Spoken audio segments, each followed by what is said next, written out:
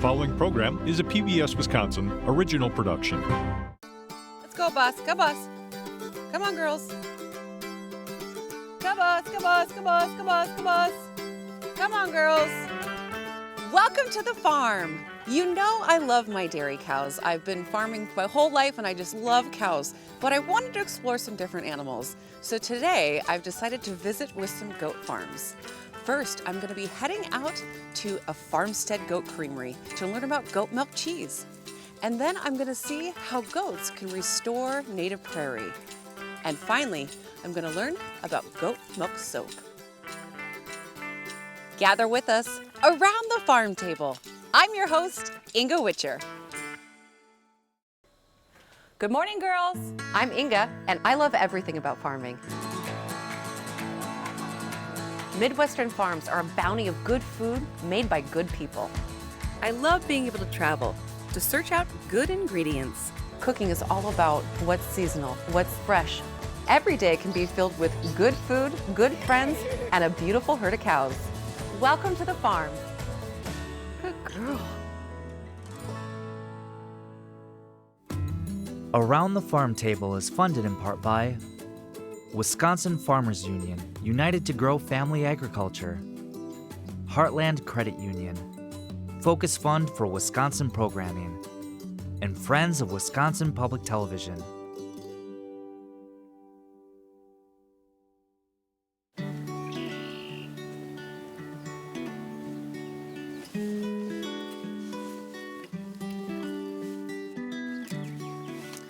When I start to put the cows back out on pasture after a long winter, I know it's time to start harvesting nettles. Nettles are an amazing wild food. They're so abundant here on my farm, and I'm sure probably in your own backyard too. They're delicious to eat, and they're extremely healthy for you. So nettles, you might also know them as burning weed. I think that's what people call them in the Midwest. They're a stinging nettle, so they will sting you if you just grab them without any gloves on. You might be saying, well, why in the heck would you want to eat these weeds? Because they're delicious, they're full of iron, they're full of minerals, they're really, really good for you. And it's one of the first nice greens of the year. So we use them in everything. We use them in soups, we use them in egg dishes, sautés. Today I'm gonna be making a nettle cake. And before you think that is the craziest idea, just wait, it tastes delicious. So when I'm harvesting my nettles, I harvest the top leaves. Those are the tastiest, the most tender leaves. As the summer progresses, the nettles will get a little bit hairier and more fibrous, and then I stop using them because I'm kind of nettled out by that time. Nettles to me are like tomatoes. I want to eat enough tomatoes in August and September that I'm so sick of eating fresh tomatoes I don't want to eat them again till the following summer when they're delicious again. But I really encourage you to eat them because, well, heck, they're free, they're everywhere, they're abundant, and it's kind of fun. When we get this back to the kitchen, I'm just gonna do a nice, I'll throw these either in boiling water or just rinse them with hot water, and that takes the sting out of them. Well, I'm gonna put these back in the kitchen, and then we're gonna go on a little goat adventure.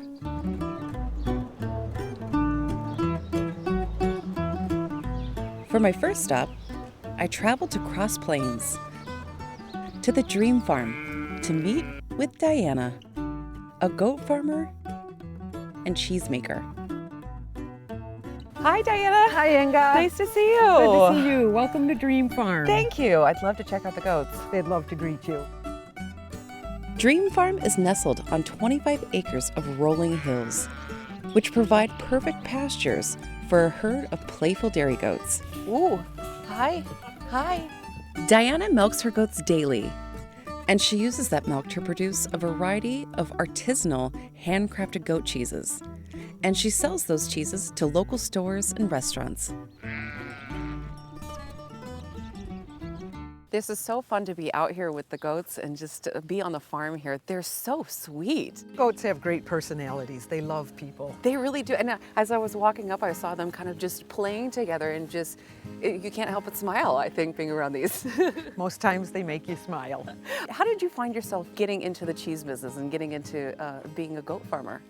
Well, it's a long story, but the short of the story is we were living in a rural setting and we got some goats for our kids and bred the goats, had milk, and had extra milk, so decided to make cheese. And I was sharing it with the farm where I was working at the time that had a CSA, they asked me if I'd be interested in providing cheese along with their vegetable selections, and I thought that'd be a great opportunity. Can you explain what farmstead cheese is for people that don't know? Farmstead cheese is made from the milk produced only on your farm. We don't purchase any outside milk. So you're doing the milking, you're doing the feeding, the taking care of the goats, and you're also doing the cheese making too. Right. I like that system because I think it allows you to be a little bit more intimate with that cheese, and the cheese is going to be a little bit different each time, right? Depending on what the goats are eating or... And the seasons and the stage of lactation that they're in. Okay. Goats have a little bit more butter fat, is that right, than dairy cows? It depends on the breeds. Oh, just okay. like Just cow like breeds. cows. Okay. Like the Jersey has higher butter fat versus Holsteins. The Nubians have more butter fat than the Alpines, and so that's why I choose to do a mix of Alpine and Nubian. Okay. What is it about farming and cheese making that really that inspires you, it keeps you going? Well, I think to wake up every morning and just step outside into the beautiful environment that you have to work with and then be greeted by these animals. Yeah. I can't imagine a morning not being shared with the animals. For sure. And then just having that opportunity to provide food for other people is really a humbling experience. That's really beautiful. Well, I'm so excited to see your creamery, if that's possible, and just spend a little bit more time here with these beautiful goats. I'd love to show you.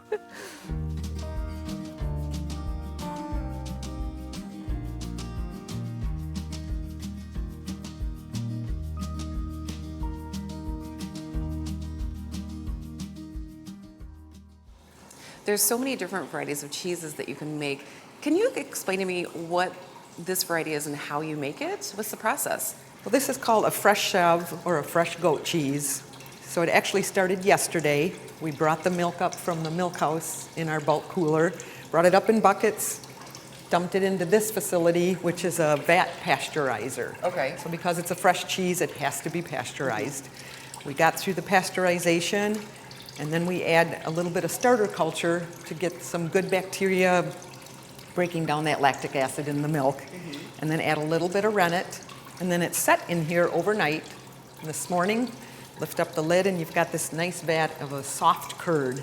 And I take that curd and scoop it out with this ladle into these cloth-lined baskets, and it'll drain here until tomorrow morning. Then we'll take it out of the cheesecloths. It'll be have a consistency of like a cream cheese texture.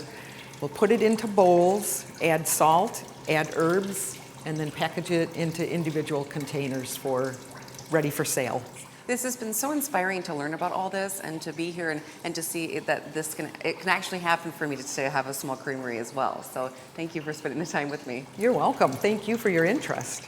Well, let's head on down the road and check out some more goats.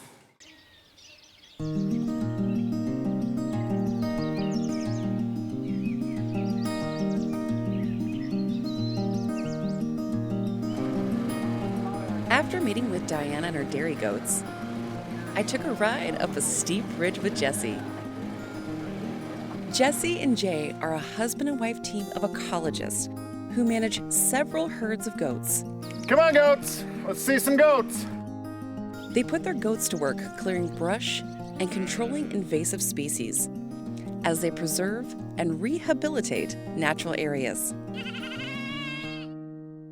This is so spectacular to see these views and be up on this ridge. Can you tell folks where exactly we are? Yeah, this is the Hogback State Natural Area. We're in central Crawford County, which is the heart of the Driftless area. We're actually on a ridge which used to be part of the Kickapoo River Valley. Okay. But tens of thousands of years ago, the river cut through the bluff about a mile to the south of us and left this part of the river valley dry. So we have this spectacular view of this huge river valley with no river in it. The hogback itself is one of the finest examples of dry prairie left in the state. So what I'm looking at here, this is all native to Wisconsin, all these plants. It's a mixture of the native prairie plants that have been here for millennia and then things that have been brought in since Euro settlement. So we have all of the common invasive species. One of the main reasons the goats are here and all this shrubbery behind us is exotic bush honeysuckle. It was brought in as an ornamental Till a few years ago, you could buy it at every garden store. Yeah. And the birds poop it out, Yep. and it's everywhere, and it become a very, very serious issue. Prior to using goats, we used chainsaws and herbicide and fire. Many of the sites are too rugged to use machinery. Yeah. And so really your only option is hand labor. This site, for instance, a prescribed fire just won't carry through this brush layer. We're using grazers as a surrogate for fire. This area would have burned nearly annually, so once a year there would have been a great disturbance, wildfire that came through and it top killed all of the brush and let the prairie flourish. And because this site has a federally endangered butterfly, there's some apprehension to burning too much. What is that butterfly? The regal fritillary. Oh, that's a mouthful. Yeah, it's only known from just a few places on Earth. Really? It's a very rare federally endangered butterfly. Goaty goats! T1000! Can I pet you? Would you let me pet you? Some scratches up here. Come here, sweetie, look at this. So do you consider yourself to be a farmer? Yeah, absolutely. When we first got goats, we bought a dozen to see if we could use them to manage natural areas, because that's what our business had done for over a decade. But now that we have hundreds of goats, I'm very much a farmer. So do you like goats? Do you like working with them? I've always had cows, which I think are the most docile, easiest things to work with. Over the last 20 years, we had employees for most of this time, and goats are to some degree easier to manage. I wish I could teach them how to milk cows. For my whole dairy farm career, people have been saying, you should get goats instead of cows because they're so much easier to work with.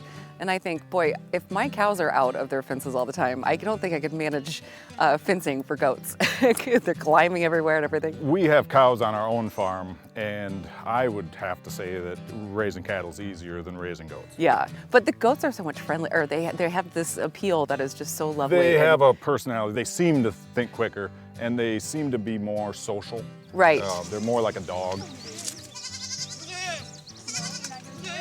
My cows will come up to me in the pasture as long as I have a little bit of treat for them, and then they'll make me scratch them forever. Yep. But if I don't have treats, they're just like, forget it. Yeah, I mean, we have goats that you can call individually, and some of my best friends are goats. Well, thank you so much. This was just such an inspiration. Well, thanks for coming out. Well, now it's time for me to get off this ridge and on to our next stop. From the hills of southeastern Wisconsin, I traveled to a farmstead in the Northwoods, where Julie takes loving care of her small herd of goats. When she realized they were producing more milk than her family could drink, Julie found a new way to get value out of her dairy goats.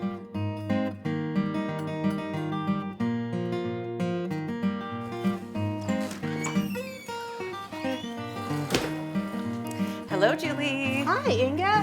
May I have a seat? Absolutely. Nice to see you. You too. I see I've come just in time for milking. You have. You have. So I've just been really feeling intrigued by goats lately, and I've been trying to visit as many as I can. So immediately I thought I need to come out and see Julie. Thank you. Goat milking is a little bit different than cow milking. Less than half the work. My cows will typically milk about 25 pounds a day. When they get on good pasture, it goes way up, but how much do goats do? Well, right now I'm probably getting about 1.5 pounds a day, but that's because the kids are with her Yeah. and they're drinking a lot of milk. This year I'm experimenting with having my calves with the cows, and which I know a lot of people do, and boy, are they healthy. Yes, they are. I don't mind sacrificing that little bit of milk. I'm sure you don't either for Not healthy, at all. Yeah, for Not healthy at all. babies. That's right. So how did you get into goat milking and goat farming? Well, I grew up in Appleton, which is not exactly farming country, but my great-grandparents had a farm just outside of Berlin, Wisconsin, and it was my favorite place in the whole wide world. My great-grandma Lucy was there as I was growing up, and she had tons of animals, and I decided then and there that that's what I wanted for my life when I could. There is something amazing, isn't there, about being on a farm? There And- certainly is. Yeah. I was lucky enough to grow up on a farm, and I find a lot of people will say to me, well, and then you decided to be a farmer. Well, I decided to be a hairdresser, but I failed at beauty school, so I became a farmer. But now I find that I have that need for those animals. I need to be around, and I enjoy milking. I do too. I do too. How did you decide on goats? Well, I had a neighbor who had baby goats, and as you know, there's nothing cuter than a baby goat. I know. And that was the start of us getting 2 goats, which has turned into many more over the years. I don't blame you. I've been spending a little bit more time with goats, and I have Jersey cows, which have these big personalities, but goats are so friendly. They certainly are, yes. Yeah, it's such a nice feeling that I feel needed. It's like having bigger golden retrievers. So how did you decide on soap making? Well, we had started to do farming back in the early 2000s and were wondering about how to make things profitable. At that time, we had a gentleman come up from the Department of Ag, Trade, and Consumer Protection to help us with our financials. And when he found out we had goats, he told my husband he could just take his wallet out of his pocket, shake all the money out on the table because he'd never see it again. And a few months later, I was in Eau Claire at the Value Added Farming Conference and met Tony and Della Enns from down near Broadhead. Sure. They had a grant to teach several other farm families how to make goat milk soap, and I thought that sounded really interesting. So I went down and spent time with them and their farm and learned how to make soap, and I've been doing it ever since. And really turned it into a business. Yes, I did. That is so, for me, we went through this whole barn fire thing and the creamery burning down, and now I'm sort of having to just stay strong emotionally. And meeting with ladies like you, hearing your story and seeing the success that you've had, I can't even tell you how much it's helped me and really said to me, hey, it's gonna happen, it can happen. And because there's no way I'm gonna give up my cows. And I might be having some goats soon too. I'm not gonna give those up. So I have to keep figuring out a way to make it work. We can help you with that. That must have been nice raising a family too and having that flexibility. It was very nice. Our kids were in grade school at the time, and when I first started making soap, I made it in our regular kitchen. My concern at the time was in order to make soap, you have to use lye, and I was concerned about having my kids around that. Because lye is like a chemical, right? Yes, Okay. a very caustic chemical. So I wear gloves and I'm very careful when I do that part of the process. And I was doing it in our own kitchen, but I would only do it during the hours my kids were in school and would have to clean everything up real good by the time they got home.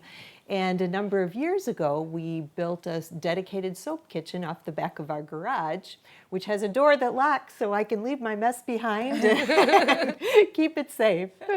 This is wonderful. I would love to see where you make the soap, if that's okay. Oh, I'd be delighted to share that with you.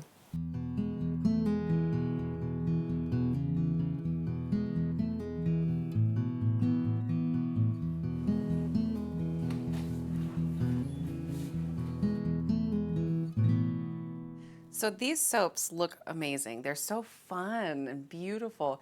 It looks like it's an easy thing to do. And when I think of soap making, I think, oh, you could just throw it together. What's the process? Well, it actually takes at least 4 to 6 weeks from start to finish. That is crazy. I know. So I start by making just a big plain bar, and to do that I have to use frozen goat milk and combine that with lye.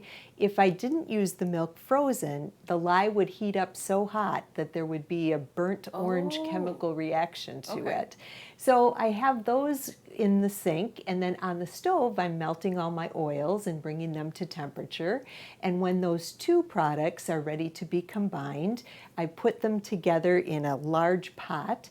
I use an electric drill with a paint stirrer on the end for about 10 minutes, then pour all that into a big Tupperware container.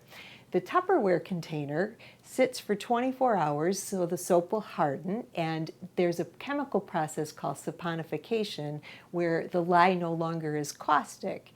That comes out of the Tupperware and sits on the shelf to dry for about 4 to 6 weeks. At the end of that time, I bring the soap up to the soap kitchen.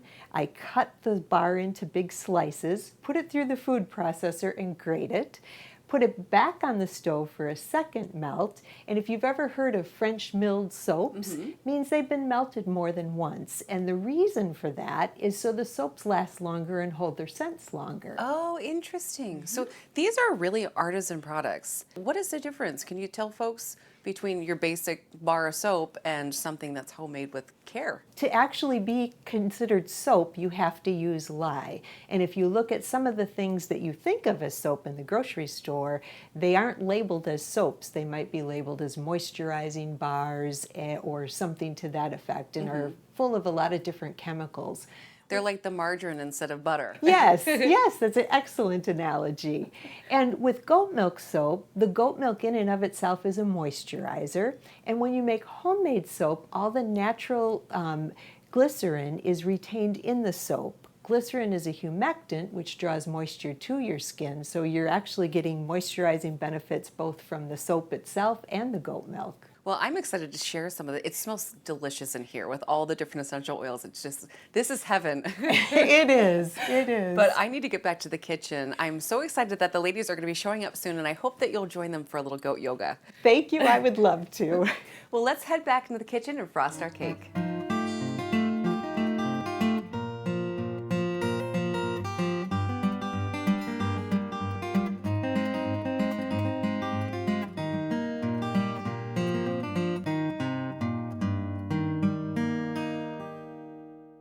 Having a farm definitely has its challenges, and that's why I surround myself with wonderful people.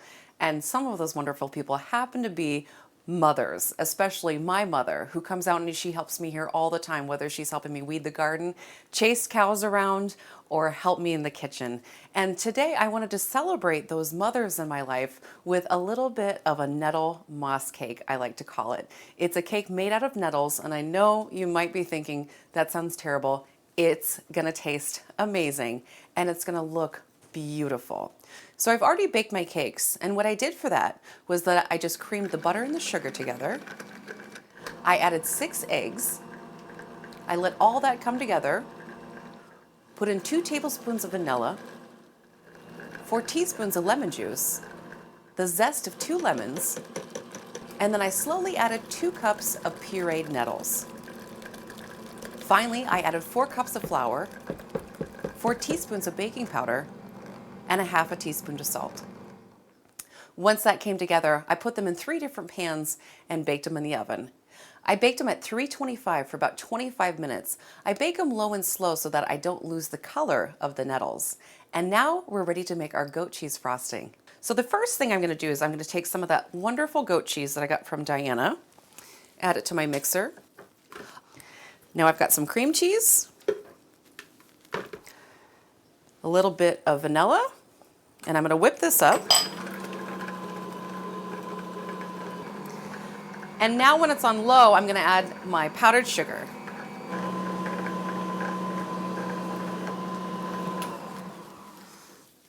Give that a swirl, it's looking good. I gotta taste it here. It's gonna be delicious. All right, now we're ready to get our frosting going here. My first layer here, I'm just gonna whip that right on out. Taste everything as you go. If you like your frosting a little bit sweeter, then put in a little bit more sugar, powdered sugar. Now I'm ready for that next layer.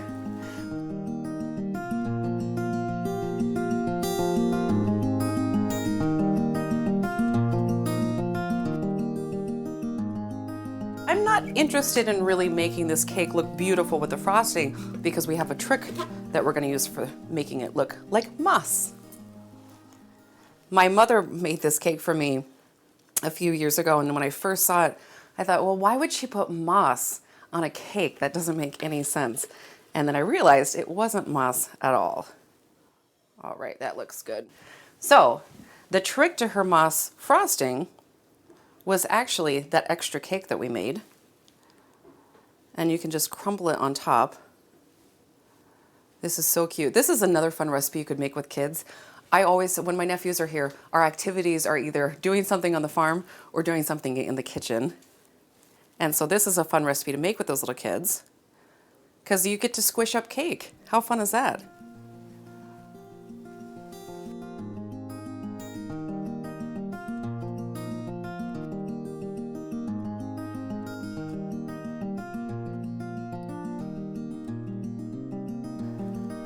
All right, so that was pretty easy, and it looks really kind of amazing. I think it looks amazing and really fun. Now I'm just gonna decorate with a few flowers on top. If you had like some fun little fairy statues or something that you wanted to play with, or anything else that makes it look really fun, you can have a really good time with this cake. And I think that looks beautiful. And now I'm ready to take it to the ladies.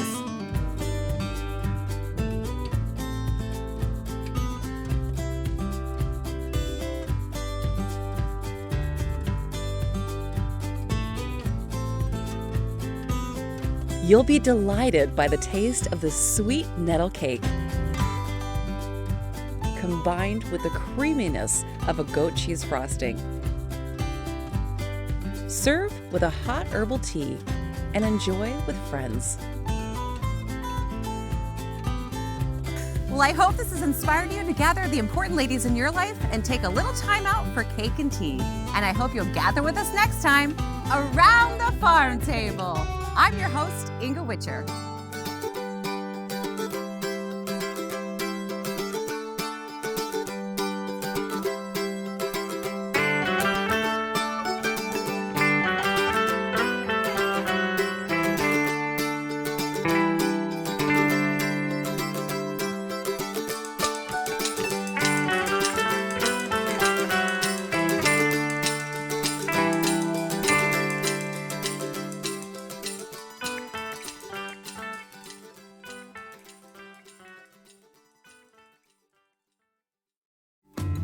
Around the Farm Table is funded in part by Wisconsin Farmers Union, united to grow family agriculture, Heartland Credit Union, Focus Fund for Wisconsin Programming, and Friends of Wisconsin Public Television.